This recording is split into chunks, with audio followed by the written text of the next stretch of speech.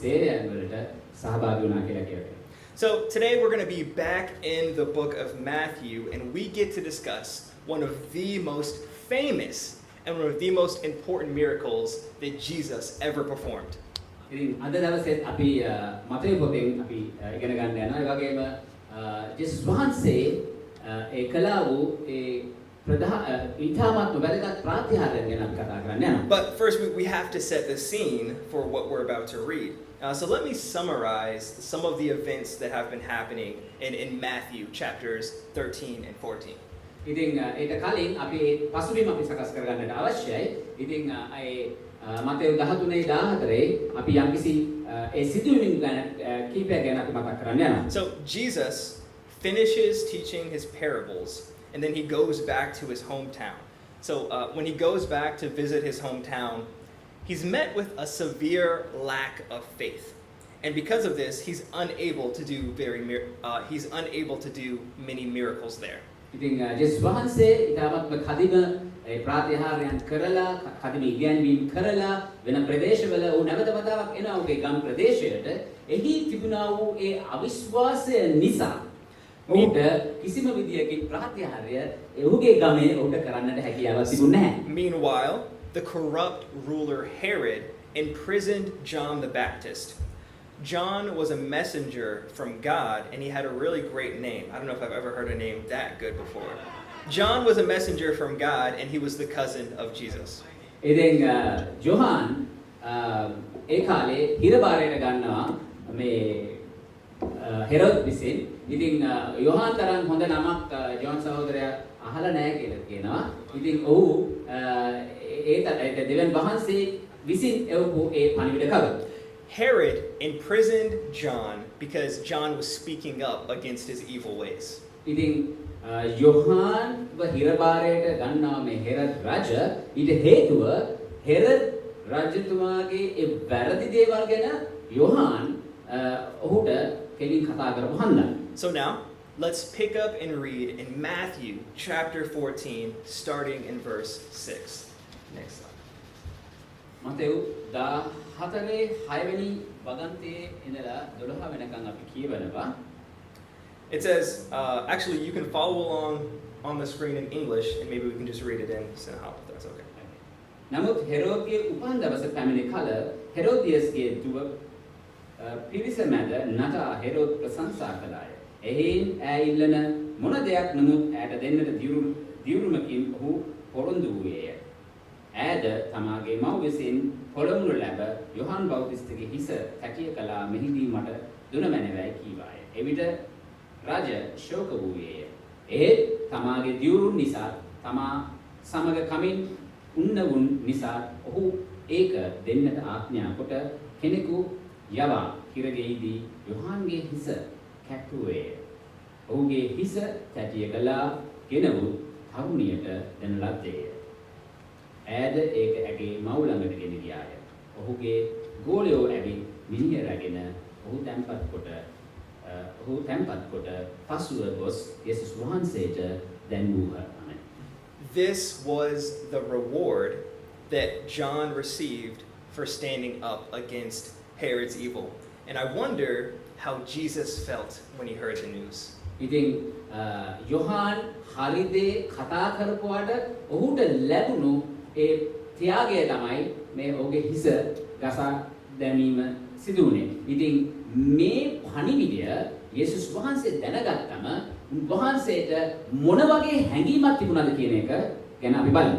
I imagine that at many points in times, being Jesus must have been very lonely. ඉතින් ගොඩක් වෙලාවට මම හිතනවා යේසුස් වහන්සේ තනියම ඉන්නට ඇති. There were probably not many people who Jesus could say, this is my peer. Someone who was doing the same work for God that Jesus himself was doing. ඉතින් ජේසුස් වහන්සේට ගොඩක් අය හිටියේ නෑ මම කරන දේ මෙයා කරනවා කියලා කියන්න ගොඩක් මිනිස්සුන් ජේසුස් වහන්සේ වටේ හිටියේ නැහැ. Somebody who really understood what God wanted. ඉතින් දෙවියන් වහන්සේට අවශ්‍ය දේ ගැන හොඳ තේරුමක් තිබුණ කෙනෙක් තමයි Yohan. Now John was one of those people And John the Baptist even had the honor of baptizing Jesus. So I really cannot imagine how much it must have affected Jesus to hear that John had been killed in such a way. ඉතින් යොහාන් ජේසුස් වහන්සේව බෞතිස්ම කරපු කෙනෙක්, ඒ වගේම ජේසුස් වහන්සේගේ යාතියෙක් හොඳටම දන්න කෙනෙක්. ඉතින් මේ පණිවිඩය අහපුවම ජේසුස් වහන්සේට මොන වගේ හැඟීම් තුලින් උන්වහන්සේ ගමන් කරාද කියන එක ගැන අපිට හිතා ගන්නට හැකියි. Let's keep reading Matthew chapter 14 verses 13 to 21 and we will see how Jesus reacts. ඊට පස්සේ අපි බලමු යොහාන් මතෙව් 14 13 ඉඳලා 21 වෙනකන් අපි කියවමු. බලමු යේසුස් වහන්සේ කොහොමද ක්‍රියාත්මක වෙන්නේ කියලා. යේසුස් වහන්සේ එයාසා එයින් පිටත්ව ඔරුවකින් කාන්තාර ස්ථානයකට වෙන්ව ගියසේක. සමූහය එයාසා නුවර වලින් පිටත්ව ඇවේ උන්වහන්සේ පස්සේ පයින් ගියෝය. උන්වහන්සේ නික්ම වී මහත් සමූහයක් දැක ඔවුන් කෙරෙහි අනුකම්පා වී ඔවුන්ගේ රෝගීන් සුව කළසේක. සවස් වූ කල ගෝලයෝ උන්වහන්සේ ළඟට ඇවිත් මේක කාන්තාර ස්ථානයක් කියලා. දැන් වේලාවද ඉක්මනට ගොස් තිබේ. සමූහයා ගම් වලට ගොස් තමුන්ට කෑම මිලදී ගන්නා පිණිස ඔවුන්ට යන්න හැරියම නැබැයි කීවෝය. ඔවුන් යන්ට කමක් නැත. නුඹලා ඔවුන්ට කන්න දීපල්ලායයි යේසුස් වහන්සේ උඹ කීසේක. ඔවුන්ද අපට මෙහි දෙන්නේ රොටි පහකුයි මසුන් දෙදෙනෙකු පමණක් යයි උන්වහන්සේට කීවෝය. ඒවා මෙහි මා වෙතට ගෙන එල්ලාය. උන්වහන්සේ කීසේක. උන්වහන්සේ සමූහයාට තනකොට පිට හිඳ ගන්නට අනකොට රොටි පහක් මසුන් දෙදෙනා රැගෙන ස්වර්ගයේ දෙස බලා ආශිර්වාද කොට රොටි කඩා ගෝලයන්ට දුන්සේක. ගෝලයෝද සමූහයන්ට දුන්නෝය. සියල්ලෝම කාතෘත්වයට පැමිණියෝය. ඔහු කැඩු වලින් ඉතිරි ඒවා එක්කොට පැස් 12ක් පුරවා ගත්තෝය. ස්ත්‍රීන්ගේ දරුවන්ද හැර කෑවු පුරුෂයෝ 5000ක් පමණ වූහ. I'll read it in English. It said, when Jesus heard what had happened, he withdrew by boat privately to a solitary place. Hearing of this, the crowds followed him on foot from the towns. When Jesus landed and saw a large crowd, he had compassion on them and healed their sick. As evening approached, the disciples came to him and said, "This is a remote place, and it's already getting late. Send the crowds away so they can go to the villages and buy themselves some food." Jesus replied, "They do not need to go away. You give them something to eat." "We have here only 5 loaves of bread and 2 fish," they answered. "Bring them here to me," he said. And he directed the people to sit down on the grass. Taking the 5 loaves and the 2 fish and looking up to heaven, then he gave them to the disciples, and the disciples gave them to the, and looking up to heaven, he gave thanks and broke the loaves. Then he gave them to the disciples, and the disciples gave them to the people. They all ate and were satisfied, and the disciples picked up 12 basketfuls of broken pieces that were left over. The number of those who ate was about 5,000 men, besides women and children. So as Jesus hears the news that John the Baptist had been executed, he goes off to be alone. මෙතනදී යේසුස් වහන්සේ යොහාන්ගේ ගෙල කපලා දාලා කියලා ඔහුට ආරංචිය යේසුස් වහන්සේට ආරංචිය ලැබුණම වහන්සේ තනියෙන් කාන්තාර ප්‍රදේශයට යනවා. Now, you and I might do the exact same thing if we were experiencing a moment of personal tragedy, a moment of personal grief. But how many of us would be willing to put that aside so that we can meet the needs of others? ඉතින් ඔබත් මමත් මේ වගේ දෙයක් තමයි කරන්නේ. යම්කිසි අමාරු දෙයක්, ඉතාමත්ම දුකටපත් වෙන දෙයක් අපිට ඇහුණම ආරංචියක් ඇහුණම අපි සමාජයට තනියෙන් ඉන්නවා. ඒ අපෙන් කී දෙනෙක්ද ඉදිරිපත් වෙන්නේ එවැනි අවස්ථාවක වුණත් අන් අයගේ අවශ්‍යතාවයන් වෙනුවෙන් ක්‍රියාත්මක වෙන්න, සේවය කරන්නට. When the crowds followed after Jesus, he had every right to say, "I can't help you right now. I can't do any miracles. I can't do any healing. I just need to be alone."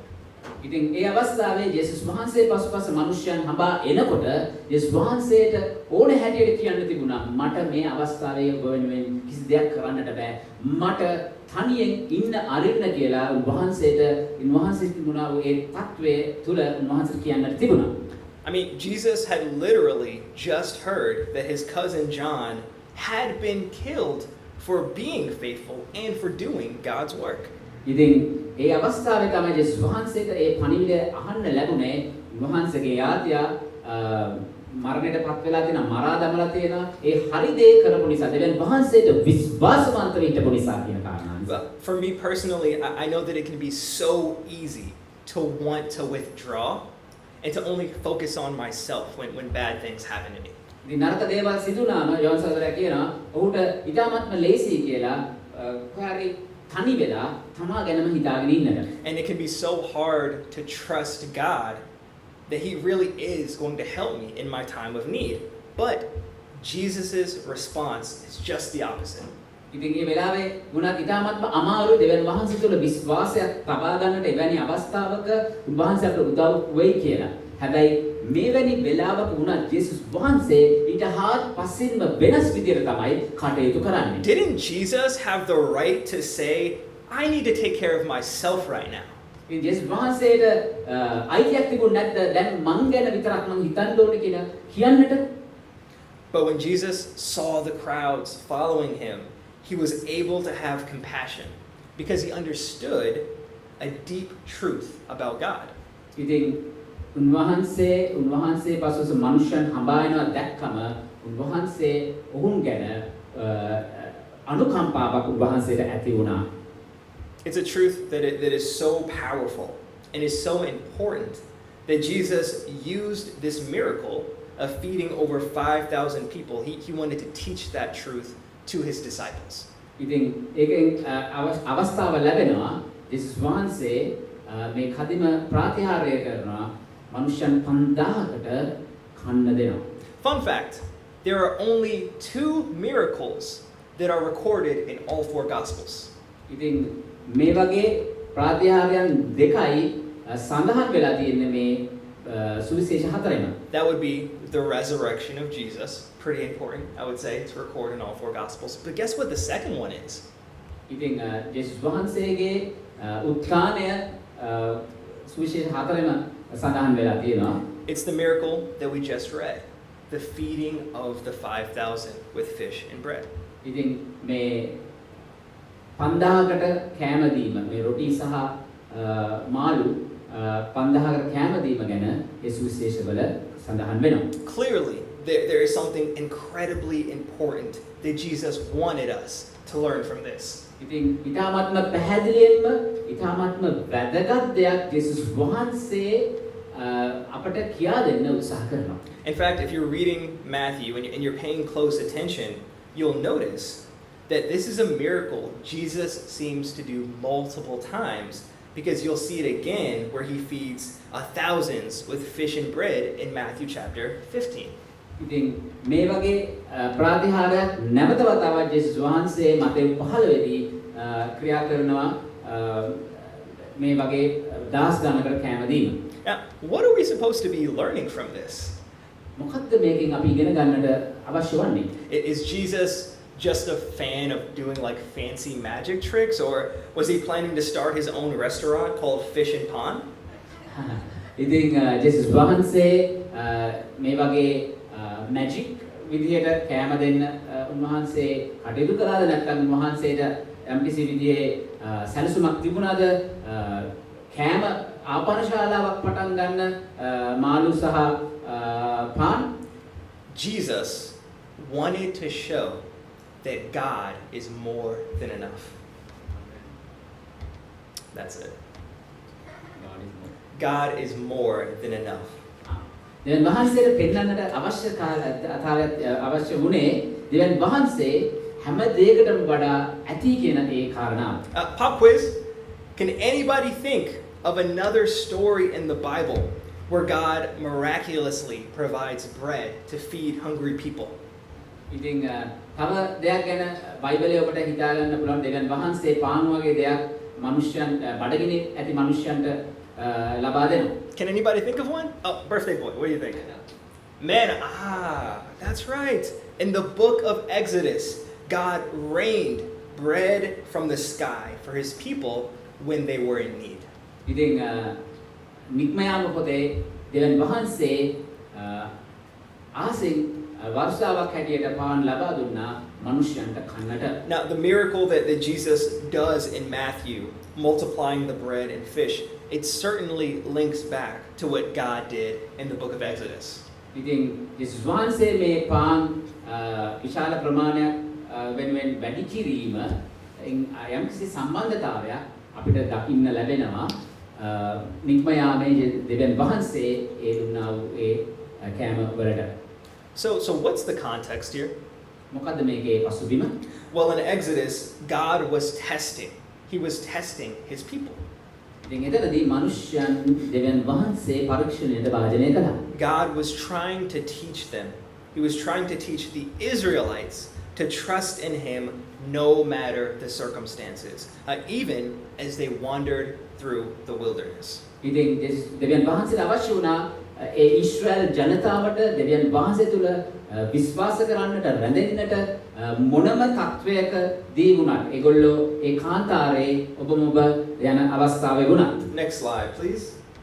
So you'll see how these next slide kind of goes. And we're going to take a look at a quote from Exodus chapter 16, starting in verse 4. ඉතින් නික්ම යාම 16 4 අපි බලන්න යනවා. It says, "Then the Lord said to Moses, I will rain down bread from heaven for you. The people are to go out each day and gather enough for that day. In this way I will test them and see whether they will follow my instructions. On the 6th day they are to prepare what they bring in, and that is to be twice as much as they gather on the other days." ඉතින් නික්ම යාම 4 16 4යි 5යි අපි කියවනවා. ඒ විට ස්වාමීන් වහන්සේ මෝසෙස්ට කියනසේ බලව ඔහු මාගේ ව්‍යවස්ථාව ලෙස හැසිරෙන්නෝද නැත්දයි පරීක්ෂා කරන පිණිස ස්වර්ගෙන් නුඹලා උදෙසා ආහාර වස් වන්නෙමි. සෙනග පිටත ගොස් දවසකට සෑහෙන ප්‍රමාණයක් දවස්පතා රැස් කරගනිත්වා. තවද සවනි දවසේදී ඔවුන් ගෙනෙන දේ සූදානම් කරත්වා. එය ඔවුන් දවස්පතා රැස් කරගන්නා ප්‍රමාණය ලෙස දෙගුණයක් වන්නේ යයි කීසේක.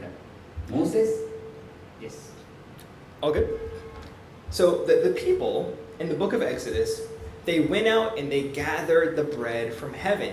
Some gathered a lot, some gathered a little. But when they measured the bread, each person ended up having exactly what they needed. ඉතින් මෙතනදී නික්ම යාම පොතේ අපි දකිනවා මිනිස්යන් ගිහිල්ලා ඒගොල්ලන්ට අවශ්‍ය ප්‍රමාණයේ කෑම එකතු කරගන්නවා. ඉතින් ඒ සමහරක් අය වැඩියෙන් එකතු කරා, සමහරක් අය අඩුවෙන් එකතු කරා. හැබැයි එකතු කරේ කොපමණද වුණත් ඔවුන්ගේ අවශ්‍යතාවයට අනුව ඔවුන්ට සෑහීමකටපත් වෙන්නට හැකි වුණා. I actually think that's pretty cool, right? I'd love to get my breakfast, lunch, and dinner dropped into my lap from God. ඉතින් ඒක ඉතාමත්ම කදිම දෙයක්. ඒ කියන්නේ මමත් හරි කැමති මගේ උදේ ආහාරය, දවල් ආහාරය සහ රැ ආහාරය දෙවියන් වහන්සේ අහසින් මගේ ඔඩොක්කුවට දානවා නම්. I think a lot of the mothers and the wives are thinking, yeah, that sounds pretty good actually. Come on. ඉතින් මෙතන ඉන්න අම්මලා ඒ වගේම භාර්යාවන් ඒ ගැන මේක හොඳ දෙයක් කියලා කල්පනා කරනවා ඇති. But the Israelites, man, they did not seem to be very grateful. ඉතින් මෙතනදී ඊශ්‍රායල් වරුන් මේ ගැන කෘතගුණශීලී ගතියක් අපිට පේන්නට දකින්නට නැහැ. They were pretty disobedient to God and his instructions actually. They tried to store up and keep the bread for longer than one day, even though God had told them not to. ඉතින් ඒගොල්ලෝ දෙවියන් වහන්සේට අකීකරු වෙලා ඒගොල්ලෝ අවශ්‍ය ප්‍රමාණයට වඩා ඒගොල්ලෝ ගබඩා කරන්න පටන් ගත්තා. දෙවියන් වහන්සේ ඔවුන්ට අවශ්‍ය ප්‍රමාණයට පවණක් ගන්නට ඒ කියලා දුන්නට පස්සේ. And when they woke up in the morning, the bread that they had stored, the manna that they had stored, it was full of maggots and it smelled terrible.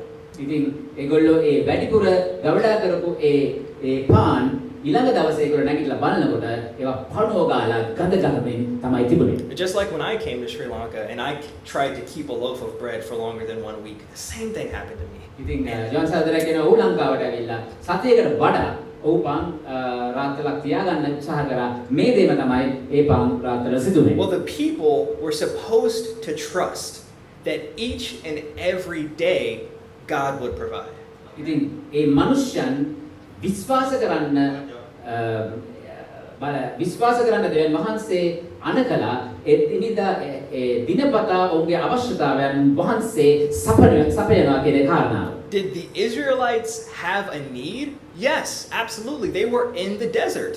ඉතින් ඒ ඊශ්‍රායල් වරුන්ට අවශ්‍යතාවයක් තිබුණා. වුන් වනාන්තරයේ නැත්නම් කාන්තාරයේ තමයි සිටියේ. Food was not easy to come by. ඉතින් ආහාර හොයා ගන්නට අපහසුයි. But even with that being said, with food being so scarce, God provided. ඉතින් ඒ ආහාර ලබා ගන්න අපහසුතාවයක් තියෙන ඒ වකවානුවක වුණත් දෙවියන් වහන්සේ ඔවුන්ගේ අවශ්‍යතාවයන් ඉෂ්ට කළා. Now guess what? God had also told the Israelites not to go out and gather bread on the Sabbath day. ඒ වගේම සබත් දවසේ දෙවියන් වහන්සේ කියලා තිබුණා එළියට ගිහිල්ලා ඒ පාන් එකතු කරන්නට එපා කියලා. They were only supposed to gather it 6 days out of the week. But did the people obey? No. Many still went out and they tried to gather manna. And this angered God. ඉතින් දෙවියන් වහන්සේ දවස් 6යි උඩ පාන් එකතු කරන්න කියලා කිව්වේ ඒත් මේ මිනිසයන් ඊශ්‍රායල් වරුන් අකීකරු වුණා. උන් 7 වෙනි දවසේ ගිහිල්ලා එකතු කරා. ඒක දෙවියන් වහන්සේගේ තරහ වැඩි කරන්න ඇති වෙනවා. The people were supposed to trust that God would do the work. ඉතින් මිනිසයන් විශ්වාස කරන්න කටයුතු කරන්න අවශ්‍යතාවය කියන්නේ දෙවියන් වහන්සේගේ අවශ්‍යතාවය මේ මිනිසයන් විශ්වාස කරන්න කියලා දෙවියන් වහන්සේ අවශ්‍ය දේ කරනවා කියන ඒ කාරණා. Now, I don't know about you, but I know for myself, I think we can relate a lot to the Israelites, can't we? ඉතින් මම දන්නේ ඔබ ගැන හැබැයි ජෝන් සහෝදරයා කියනවා ඔවුන්ට නම් මේ ඊශ්‍රායල් වරුන්ගේ ජීවිතවලට යම්කිසි සම්බන්ධතාවයක් ඇති කරගන්න හැකියාවක් තියෙනවා. When we're in times of extreme need, don't we try to take matters into our own hands? ඉතින් අපිට තදබල අවශ්‍යතාවයක් තියෙනකොට ඔබ හිතනවාද ඒ හැම දෙයක්ම ඔබගේ අතට ඔබ ගන්න හදනවා කියලා? Isn't it hard to trust and really believe that God will provide if we just obey Him? ඉතින් ඊටාත්ම අමාරුද නැත්නම් අපි තදබලද විශ්වාස කරොත් දෙවියන් වහන්සේ මේ හැම අවස්ථාවයක්ම සපයනවා කියලා ඔබට එවැනි තත්වයක ඉන්නට අපහසුද? Maybe it's easy for you, but I know it's pretty difficult for me. So let me pose a question to you this morning as we think about this. The last time that you were in a season of need in your life, how did you react? ඉතින් මේක පොඩ්ඩක් කල්පනා කරලා බලන්න. ඔබට තදබල අවශ්‍යතාවයක් තියෙනද ඇති ඒක අවස්ථාවක පෞගේ කාලේ යම්කිසි තදබල අවශ්‍යතාවයක් ඔබ එයට කොහොමද ප්‍රතිචාරය දැක්වුවේ නැත්නම් ප්‍රතික්‍රියා කළේ? When you were in a time where there was a huge lack, you were really lacking something. How did you act in that time? And some of you may be thinking, well, I'm in that time right now. ඉතින් සමහරක් වෙලාවක ඔබ යම්කිසි ඉතාමත්ම තදබල අවශ්‍යතාවයක් තියෙන වෙලාවක ඔබ කොහොමද කටයුතු කළේ? ඉතින් ඔබගේ සමහරක් හිතන ඇති දැන් වුණත් මම එවැනි තත්වයක තමයි ඉන්නේ කියලා. Maybe you're facing issues with your finances, a lack of job, a lack of money. Maybe you've been waiting on God to find a romantic partner, a husband or a wife. ඉතින් සමහරක් වෙලාවට ඔබට ඔබගේ මුදල් අවශ්‍යතාවයන් තදබල ලෙස තියෙන්න පුළුවන්. නැත්නම් සමහරක් වෙලාවට ඔබ සහකාරයෙක් හෝ සහකාරියක් ගැන ඔබ බලාගෙන ඉන්නවා ඇති. Maybe we're waiting on our family members to change and to stop doing the same stuff that they've always done. ඉතින් අපි සමහරක් වෙලාවට අපේ පවුලේ අය වෙනස් වෙනකම් අපි බලාගෙන ඉන්නවා ඇති. There are so many areas of our life where we can feel an absence, a shortage or a serious lack. ඉතින් සමහරක් වෙලාවට අපගේ ජීවිතවල යම්කිසි නැතිවීමක් නැත්නම් අඩුවීමක් ගැන අපි සමහර කල්පනා කරනවා ඇති. And we can so desperately want for God to come and fill in those gaps. And when those times come, when they leave this gaping hole inside of our hearts, have we been filling it with trust, or have we been acting in a way that says God is not enough? ඉතින් සමහරක් වෙලාවට මෙවැනි හිස් ගුහා තියෙනකොට අපි තදබල ලෙස විශ්වාසයෙන් ඉන්නවල දෙවියන් වහන්සේ ඇවිල්ලා ඒ හිස්තැන් පුරවන්න. නැත්නම් අපි මේවල අරගල කරමින් අපි ඊට පස්සේ යම්කිසි සිතුවිල්ලක එනවාද මේක දෙවියන් වහන්සේට කරන්න බැරි දෙයක් කියලා අපි එවැනි තත්වයකට අපි ඉන්නේ. If we're honest, it's actually really hard to trust God. especially when you're not sure how things are going to turn out. But we really need to realize something. ඉතින් ඊටමත්ම අමාරුයි. සමහරට අපිට අවශ්‍ය දේ ඒ විදිහට වෙන්නේ නැති වෙනකොට දැන් වහන්සේ තුල විශ්වාසය තබන්නට අමාරුයි. හැබැයි එක දෙයක් ඔබ දැනගන්නට අවශ්‍යයි. When we're in a time of need, or when we're facing a great absence in our lives, guess what? We have also received an opportunity. ඉතින් අපිට තදබල අවශ්‍යතාවයක් තියෙන අවස්ථාවක ඔබට තවත් අවස්ථාවක් සැලසෙලා තියෙනවා. ඔබට තව දෙයක් ලබා ගන්න නැත්නම් තව අවස්ථාවකට මුහුණ දෙන්න අලුත් අවස්ථාවක් සැලසෙනවා. Oh, okay. John, what do you mean by that? Can I please pass up that opportunity? ඉතින් ඒක ජෝන් ඔබ මොනවද මේ කියන්නේ? ඒක ගැන ඔබ පොඩ්ඩක් කියන්න බලන්න. I'll give you an example so you can see what I mean. මම ඒ ගැන නිදර්ශනයක් දෙන්නම් ඒක බලන්න. Next slide, please. Oh, that's the manna. Next slide. Okay, so when a man and a woman marry, they exchange vows and they pledge their love for one another. ඉතින් පුරුෂයෙක් සහ ස්ත්‍රියක් විවාහ වුණාම ඔවුන්ගේ ප්‍රේමය සහ ඒ තියෙන පොරොන්දු බෙදා ගන්නවා. They promise to love each other in sickness and in health, for better or for worse. And it's not when things are good that those marriage vows get put to the test. It's only when things are difficult, challenging, and there's a serious lack is when those vows can be tested. ඉතින් මේ විවාහවල අපි දෙන්නා පොරොන්දු කියන්නේ දුකේදී සැපේදී ජීවිතයේ අවසාන වෙනකම් අපි අල්ලගෙන ඉන්නවා කියන ඒ කාරණාව දේවල් හොඳින් සිදු වෙනකොට අපිට ඒක පරීක්ෂණයට දක් වෙන්නේ නැහැ. හැබැයි දේවල් අමාරු වෙනකොට ප්‍රශ්න වැඩි වෙනකොට තමයි මේ අපි දෙන්නා වූ පොරොන්දු පරීක්ෂණයට ලක් වෙන්නේ. It's when the husband or wife gets sick and they have to be taken care of by their significant other.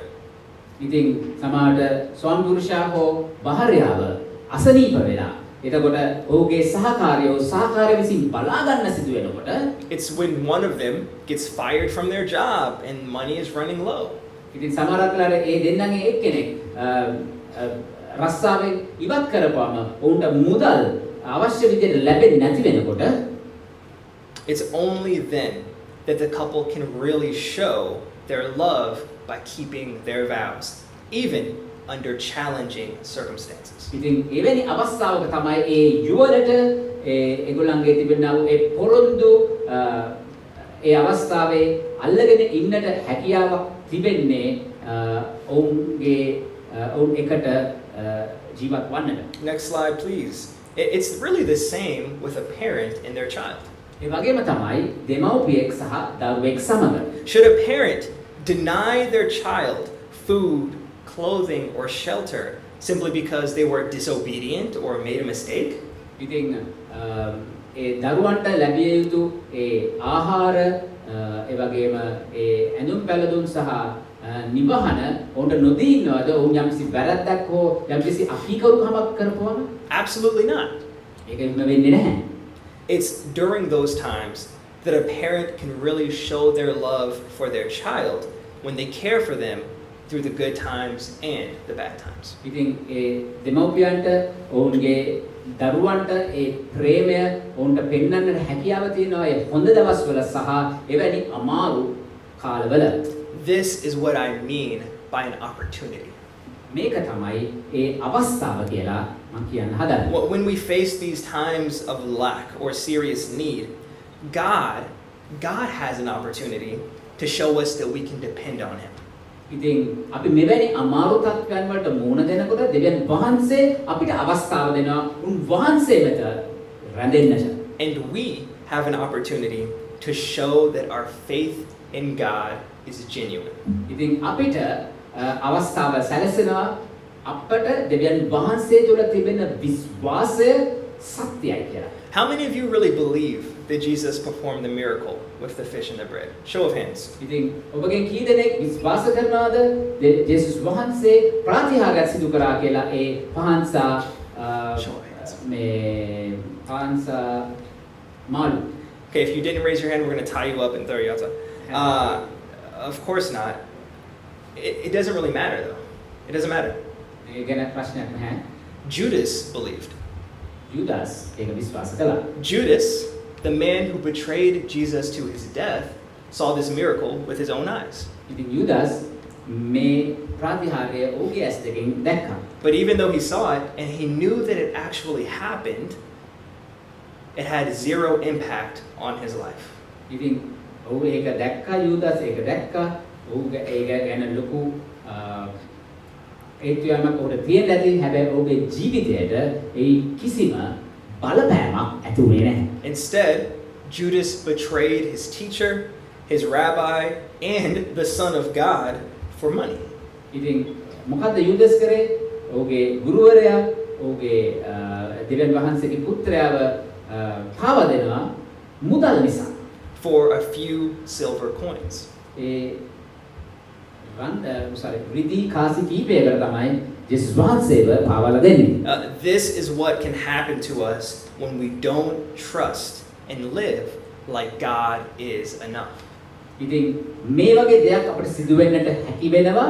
සිදු වෙයි අපි දෙවියන් වහන්සේ අපිට ඇති කියලා අපි විශ්වාසයෙන් ජීවත් වෙන්නේ නැත්නම්. No, it does not feel good to be in a time of need or to face uncertainty in your life. But guess what? It is only through those times that we can experience God's faithfulness. ඉතින් අපිට අමාරු කාලයක් ගත අපි ගමන් කරනකොට ඒක හොඳයි කියලා හිතන එක නෙවෙයි අපි මෙතනදී කියන්නේ. හැබැයි ඒ තුලින් අපි ගමන් කරනකොට අපි දෙවියන් වහන්සේව අත්දකින්නට අපිට අවස්ථාවක් සැලසෙනවා කියන එක තමයි මේ කියන්නේ. When we see him, when we see God make a way out of no way.